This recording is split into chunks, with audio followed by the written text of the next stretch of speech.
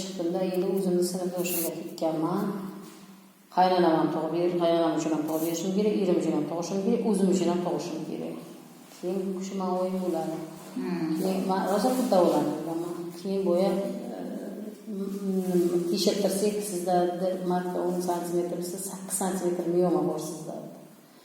Miyoma bor edi, shuni evaziga matka bilan miyomani birga olib tashlashimiz kerak edi.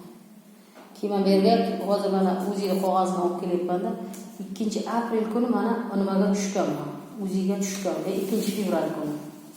O'ziga tushganman, o'sha kuni aytayaptiki, Bahorlar aka, sizda qachon folikula yorilsa, folikulalar yetishyapti, lekin yorilsa, o'shanda sizda avvalo kasalligingiz keladi.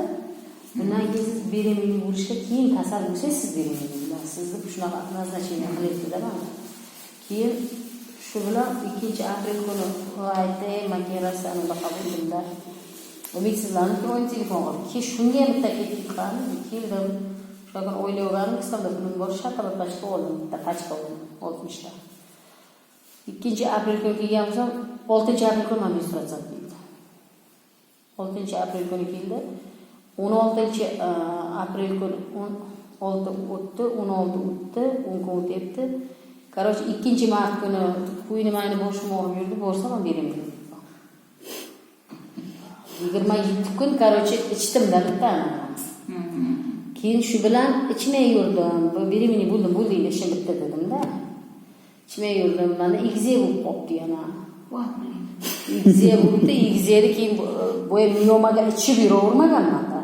Bo'y bolachalar katta bo'lyapti, miyoma uchun ichmay qo'ygan-ku men, bo'ldi, bo'ladi. Bo'y tushgan mana bu kalsiy menda folikula yetishtirib bergan, folikula yo'rgan, urug'ni qabul qilgan, bu yerda homila bo'lyapti-da.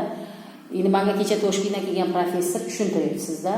Men hali buni ichgan doringiz nimaligini tushunib bilmayman dedi. Tushunmayman. Men prosta sizga o'shani jarayonni tushuntirib beryapman. Keyin siz uni ichmay qo'ygansiz, bo'y miyoma kattaligicha qolib ketgan, lekin miyomani qon chiqishini to'xtatganda u kattaligicha qolib ketgan. Bo'y ikkita bo'lacha tiqilib qoldi.